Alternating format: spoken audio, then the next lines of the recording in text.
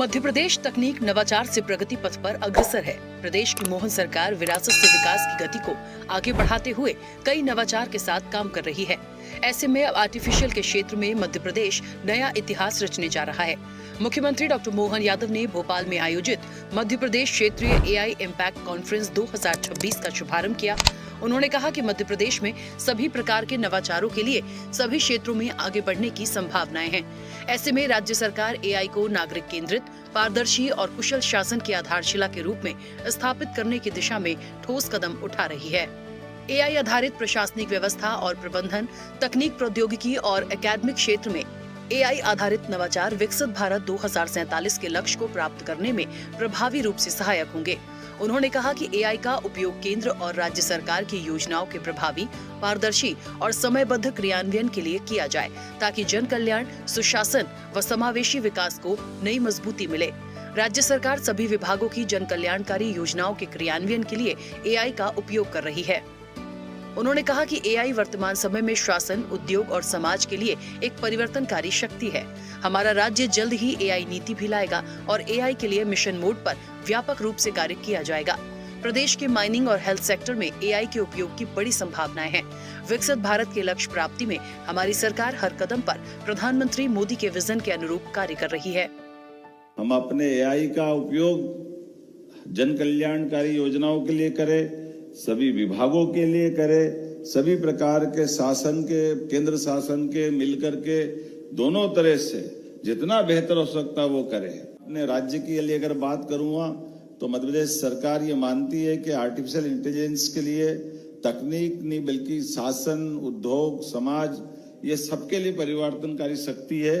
इसलिए हमारा राज्य एआई नीति भी लाने वाला है और एआई मिशन पे भी काम करेगा, ये मैं आश्वस्त करना चाहता हूं। अपने आज के इस अवसर पर स्पेस टेक की पॉलिसी 2 दिन पहले ही हम लेकर के आए हैं सभी प्रकार के नवाचारों के लिए, और हमारे यहाँ तो बड़ी संभावना है। हमारा माइनिंग का सेक्टर भी बहुत बड़ा है, इस माइनिंग के सेक्टर में एआई का बड़ी संभावना है। हेल्थ का सेक्टर भी है, 9 करोड़ की आबादी का राज्य है, इसलिए 9 करोड़ की आबादी के राज्य में सब प्रकार के हेल्थ के सेक्टर में बड़ी संभावना है। हर विभाग में, वैसे तो विभाग के साथ अगर मैं एक एक बात करूंगा, मध्य प्रदेश संभावनाओं से भरा राज्य है जिसमें बहुत तेज गति से बढ़ने की क्षमता भी है और हम आप सबकी मदद से बढ़ भी रहे हैं।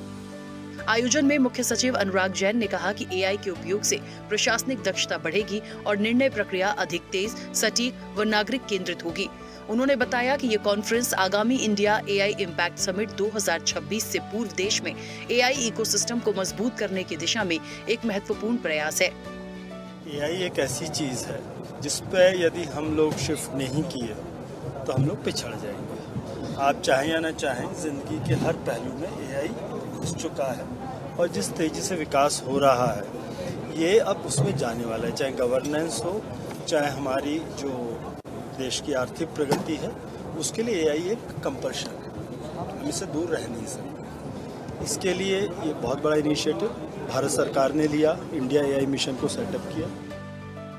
आज मध्य प्रदेश के युवा एआई को लेकर सभी क्षेत्रों में दुनिया के शीर्ष कंपनियों को लीड कर रहे हैं। वे राज्य सरकार के साथ मिलकर एआई की संभावनाओं पर कार्य करेंगे। हम लोग जो एआई बनाते हैं वो हमने न्यूज़ इंडस्ट्री के लिए सबसे पहले एआई बनाया है, क्योंकि न्यूज़ एक सबसे कॉम्प्लेक्स कंटेंट है। न्यूज़ एक बहुत रियल टाइम कंटेंट है। एआई का मेडिकल में यूसेज ये है कि हमारी डिवाइस में एआई ईसीजी है, एआई कैमरा स्कोप है, तो हमारा आगे जाके टारगेट ये है कि हम we can predict the event before happening. जो एआई सीखेगा उसकी जॉब की क्षमता भी बढ़ेगी और वो उसकी प्रोडक्टिविटी बढ़ेगी। यानी कि आपको एआई बनाना नहीं सीखना है, आपको एआई कंज्यूम करना सीखना है। मुख्यमंत्री डॉक्टर मोहन यादव ने रीजनल एआई इम्पैक्ट कॉन्फ्रेंस में प्रदेश की स्पेस टेक नीति लॉन्च की। ये नीति निवेश, नवाचार और राष्ट्रीय अंतरिक्ष परिस्थिति तंत्र में मध्य प्रदेश की भूमिका को सशक्त बनाने की दिशा में एक महत्वपूर्ण पहल है।